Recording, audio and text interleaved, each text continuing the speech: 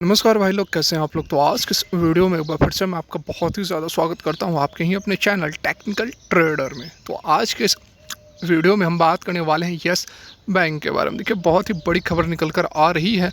आप सभी जान रहे हैं क्वार्टर वन के रिजल्ट्स तो आ चुके हैं और किस तरह से शानदार नतीजे आए हैं आप सभी जान रहे हैं। लेकिन आज जो खबर निकल कर आ रही है, बहुत ही ज़बरदस्त खबर निकल कर आ रही है और इसका इम्पैक्ट आपको यस बैंक स्टॉक पर देखने को भी मिलना चाहिए। बहुत ही अच्छी खबर, पॉजिटिव न्यूज़ है। इस वीडियो में इस न्यूज़ को तो हम समझेंगे ही, जानेंगे ही, साथ में कुछ क्वार्टर वन के और अपडेट्स को भी समझेंगे, जो कि मैं आप लोगों को लास्ट में नहीं बता पाया था, जो आखिरी वीडियो डाली थी जिसमें कवर नहीं कर पाया था। तो सारा कुछ समझेंगे, जानेंगे इस वीडियो में। और किस तरह का मंडे को ओपन होगी यस बैंक, कहाँ पर ओपन होगी, यह भी समझेंगे, जानेंगे सारा कुछ with proper logic and analysis.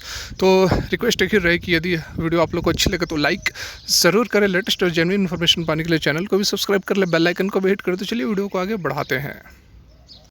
तो जैसा कि मैंने आप लोग को कल नहीं परसों बताया था कि क्वार्टर वन के जो जैसे ही रिजल्ट्स आए थे, मैंने आप लोग को सबसे पहले अपडेटेड करने की कोशिश की थी। और कल ही मैंने आप लोग को बता दिया था कि किस तरह के रिज़ल्ट्स आए हैं। बहुत ही यहाँ पर आप रिज़ल्ट्स को अच्छा कह सकते हैं, क्योंकि पिछले काफ़ी समय से इस तरह के रिज़ल्ट्स देखने को नहीं मिल रहे थे। लेकिन इस रिज़ल्ट में जो प्रोविज़न्स, जैसा कि मैंने आप लोगों को पहले भी बताया था कि जो प्रोविज़न्स है वो काफ़ी कम कर दिए गए हैं, जिसके कारण कि जो प्रॉफिट है उसमें आपको सॉलिड जंप देखने को मिल रहा है। इवन दैट ये बहुत ही अच्छी बात है। प्रॉफिट कम से कम प्रॉफिटेबल तो कंपनी हुई। पिछले 10 क्वार्टर से इतनी बड़ी प्रॉफिट कंपनी ने दर्ज नहीं किया था।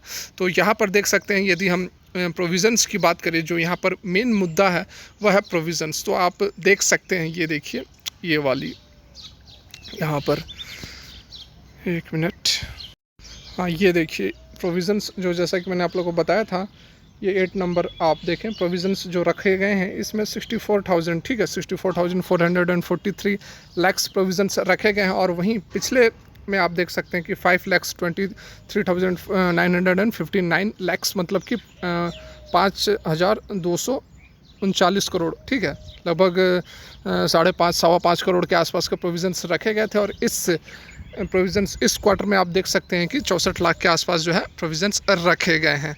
तो यहाँ पर जो प्रोविज़न्स है उसमें यदि हम बात करें क्वार्टर ऑन क्वार्टर के बेसिस पर, तो 88% का ड्रॉप है, ठीक है, 88% का ड्रॉप है। और वहीं यदि हम ईयर ऑन ईयर की बेसिस पर बात करें तो 41% का ड्रॉप है प्रोविज़न्स में, ठीक है। तो जिसके कारण कि यहाँ पर जो आपको प्रॉफिट है बहुत ही सॉलिड नज़र आ रहा है। लगभग यहाँ पर 207 करोड़ का सॉलिड प्रॉफिट बैंक ने दर्ज किया है। तो केवल यही बात नहीं है कि प्रोविज़न्स जो हैं यही कम रखे गए हैं, और जो अदर इनकम्स है बैंक की, उसमें भी तेज़ी आई है। अदर इनकम, जैसा कि मैं अभी आप लोगों को बता रहा हूँ, 70% का जंप है, ठीक है, 70% का जंप है ईयर ऑन ईयर के बेसिस पर। और वहीं यदि हम बात करें क्वार्टर ऑन क्वार्टर के बेसिस पर, तो 26% का जंप है अदर COC में, क्वार्टर ऑन क्वार्टर में, सॉरी OQ में, ठीक है। तो यहाँ पर केवल यही बात नहीं है कि प्रोविज़न्स कम रखे गए हैं, प्रोविज़न्स तो कम है ही, नो डाउट, लेकिन अदर इनकम्स जो है वह भी बैंक ने बढ़ाए हैं, जो कि एक अच्छी बात है, एक पॉजिटिव बात निकल कर आ रही है। वहीं यदि हम बात करें स्लिपेज की या फिर NPA की, तो यहाँ पर देखिए, स्लिपेज मतलब कि जो लोन दिए गए थे वह टाइमली रिकवर नहीं हुए हैं, उसकी यदि हम बात करें इस क्वार्टर में, तो कॉरपोरेट की बात करेंगे तो कॉरपोरेट जो रिकवरी हुई है इस क्वार्टर में लगभग 1650 करोड़, ठीक है, 1650 करोड़ की रिकवरी हुई है। और स्लिपेज जो है, मतलब कि जो लोन दिए गए थे कॉरपोरेट को और वो रिकवर नहीं हो पाई टाइमली, तो वो स्लिपेज में आ जाती है। उसके बाद 90 दिनों के बाद NPA में आ जाती है। तो अभी फ़िलहाल जो स्लिपेज है इस क्वार्टर की बात की जा रही है, लगभग यहाँ पर 1250 करोड़ का, ठीक है। तो 1250 करोड़ की स्लिपेज और रिकवरी है 1650 करोड़ की। तो यहाँ पर आराम से आपको कुछ ना कुछ बैंक जो है प्रॉफिट में फिर से नज़र आ रही है। स्लिपेज के मामले में 400 करोड़ के आसपास की पॉजिटिव रिकवरी नज़र आ रही है। वहीं प्रशांत कुमार ने इस फाइनेंशियल ईयर में 5000 करोड़ की रिकवरी का अपना टारगेट भी बता दिया है। वहीं यदि बात की जाए NPA की, तो NPA में मिक्स रिएक्शन हमें देखने को मिल रही है। जैसा कि आप देख सकते हैं, यहाँ पर ग्रॉस NPA जो है, ग्रॉस NPA में हल्की तेज़ी देखने को मिल रही है, 15.41% से 15.60% हो गई है। और वहीं नेट NPA की बात की जाए तो नेट NPA में गिरावट दिख रही है, 5.88% से 5.78% हो गई है। तो बहुत ना ही चिंता की बात है, ना ही बहुत पॉजिटिव बात निकल कर आ रही है। नेट NPA और ग्रॉस NPA की हम बात करें तो वहीं यहाँ पर अब बात करें उस बड़ी खबर की, तो आप सभी के सामने है। जैसा कि आप सभी जान रहे थे कि RBI ने अभी पिछले कुछ दिन पहले मास्टर कार्ड पर पाबंदी लगा दी थी, रोक लगा दी थी, और जिसके कारण कि यस बैंक को काफ़ी उसने डायरेक्टली रूप से आप कह सकते हैं कि इफ़ेक्ट किया था। यस बैंक ही नहीं, और भी 1-2 बैंक्स NBFCs थे, उसे भी हर्ट किया था। लेकिन यहाँ पर जो बड़ी अपडेट निकल कर आ रही है, जैसा कि मैंने आप लोगों को पहले भी बताया था कि बहुत बड़ी चिंता की बात नहीं है, क्योंकि यस बैंक ऑलरेडी काफ़ी इंस्टीट्यूशन के साथ इसके लिंक अप है। तो यहाँ पर आप देख सकते हैं कि already the lender said it is tying up with RuPay and visa for issuing new cards. तो यहाँ पर देख सकते हैं कि इसने रुपे और वीज़ा के साथ अपना टाई अप कर लिया है, और बहुत ही जल्द आपको यहाँ पर रुपे और वीज़ा जो क्रेडिट कार्ड्स हैं वह बैंक इशू करते हुए नज़र आएगी। तो जो इम्पैक्ट था मास्टर कार्ड पर, जो रेस्ट्रिक्शंस लगाए गए थे, उसका जो इम्पैक्ट था वो आपको बहुत ही जल्द अब न्यूट्रलाइज होते हुए नज़र आएगा, क्योंकि ऑलरेडी जो है टाई अप हो चुका है। यहाँ पर आप देख सकते हैं we have already signed up with RuPay and tie up with Visa will be done in the week और सो, मतलब कि 1 सप्ताह के अंदर ये सारा कुछ फाइनलाइज हो जाएगा। तो देखिए RBI की तरफ से जो बड़ा फैसला निकल कर आया था, जिसमें कि मास्टर कार्ड पर रेस्ट्रिक्शंस लगा दिए गए थे, क्योंकि वो RBI के कुछ नॉर्म्स थे, स्टोरेज नॉर्म्स जो थे उसे कॉम्प्लाई नहीं कर रहा था। तो उस समय तो थोड़ी निगेटिव बात थी, थोड़ा स्टॉक पर भी असर पड़ा था। लेकिन यहाँ पर बहुत ज़बरदस्त रुपये और वीज़ा कार्ड्स की अब क्रेडिट कार्ड्स इशू करेंगे, और ज़बरदस्त यहाँ पर जिस तरह से बिजनेस चल रही थी उस तरह से बिल्कुल अब कोई भी समस्याएँ नहीं आने वाली है। तो बहुत ही बढ़िया पॉजिटिव न्यूज़ निकल कर आ रही है यस बैंक के लिए। तो ये तो बातें हो गई, जो खबर थी मैंने आप लोगों को बता दिया। लेकिन अब मैं आप लोगों को बताना चाहूँगा, समझाना चाहूँगा कि मंडे यानी कि कल के डेट में यस बैंक में कहाँ पर ओपन हो सकती है, क्या स्ट्रेटजी रह सकती है। तो देखिए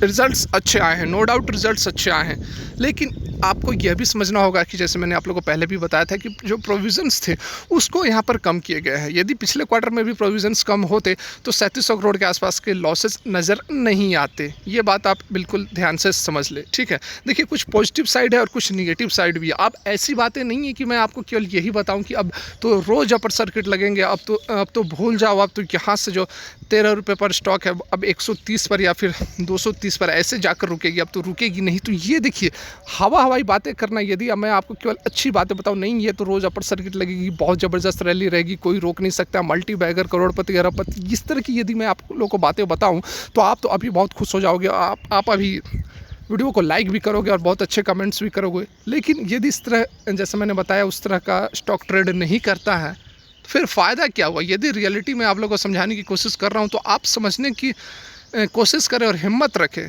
ठीक है। हिम्मत की बहुत ज़रूरत है, क्योंकि अधिकतर लोगों का ये होता है कि उन्होंने जो भी स्टॉक्स में इन्वेस्ट किए होते हैं काफ़ी इमोशनली अटैच हो जाते हैं, और वो सोचते हैं कि ये स्टॉक तो केवल अपर सर्किट ही लगाएगा, गिरावट तो हो नहीं सकती है। तो थोड़ा अपने इमोशंस को कंट्रोल करें। और बिल्कुल मैंने भी बहुत अच्छा यहाँ पर इन्वेस्ट किया हुआ है, बहुत अच्छा, मतलब अब ये नहीं कि मैंने लाखों रुपये इन्वेस्ट किए हुए हैं, क्योंकि मैंने शुरू से बोला है कि अपने पोर्टफोलियो का 10% से अधिक इन्वेस्ट नहीं करना है। तो मैंने अपने 10% इसमें लगाया हुआ है, और जहाँ जहाँ गिरावट होती है मैं अपने प्राइस को एवरेज भी करता हूँ। मैं पिछले सप्ताह भी मैंने आप लोगों को बोला था कि बिल्कुल 13 रुपया इससे नीचे जहाँ भी जा रहा है आपको बिल्कुल एवरेज करना। यदि आपने एवरेज किया होगा तो अभी आपको मंडे को तो डेफिनेटली यहाँ पर अच्छा खासा इसमें रैली देखने को मिलेगी।